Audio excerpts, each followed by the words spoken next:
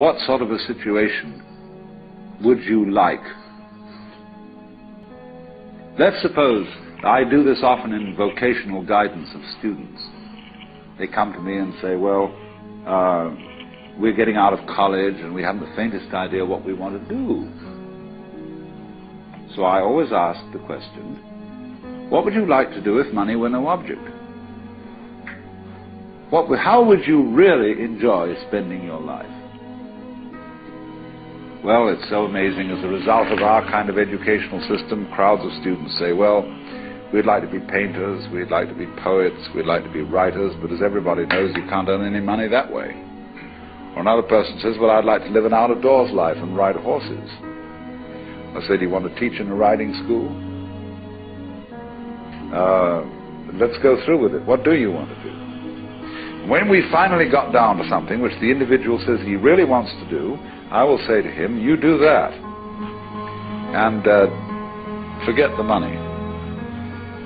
Because if you say that getting the money is the most important thing, you will spend your life completely wasting your time. You'll be doing things you don't like doing in order to go on living, that is, to go on doing things you don't like doing, which is stupid. Better to have a short life that is full of what you like doing than a long life spent in a miserable way.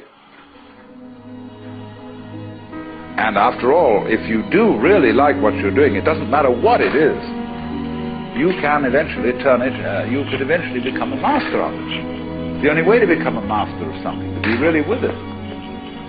And then you'll be able to get a good fee for whatever it is. So don't worry too much. Somebody's interested in everything. And anything you can be interested in, you'll find others in. But it's absolutely stupid to spend your time doing things you don't like in order to go on spending things you don't like and doing things you don't like, and to teach your children to follow in the same track. See, what we're doing is we're bringing up children and educating them to live the same sort of lives we're living, in order that they may justify themselves and find satisfaction in life by bringing up their children, to bring up their children to do the same thing, so it's all retch and no vomit. It never gets there. And so, therefore, it's so important to consider this question, what do I desire?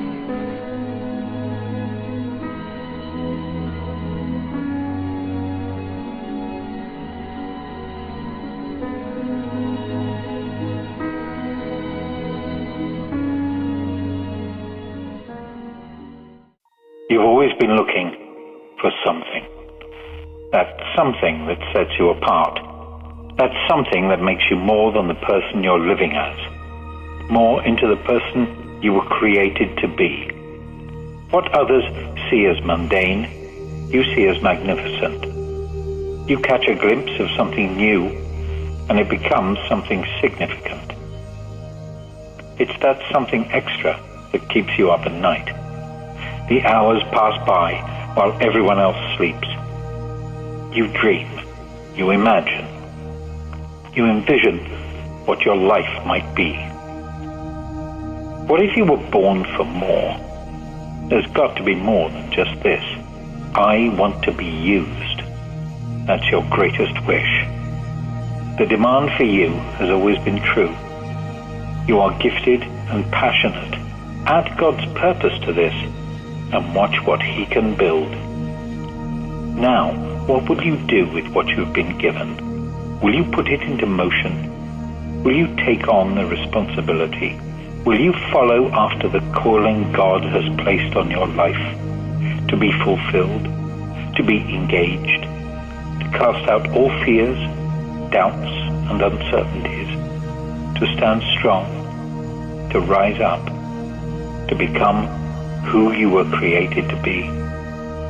Who is the prodigy in you?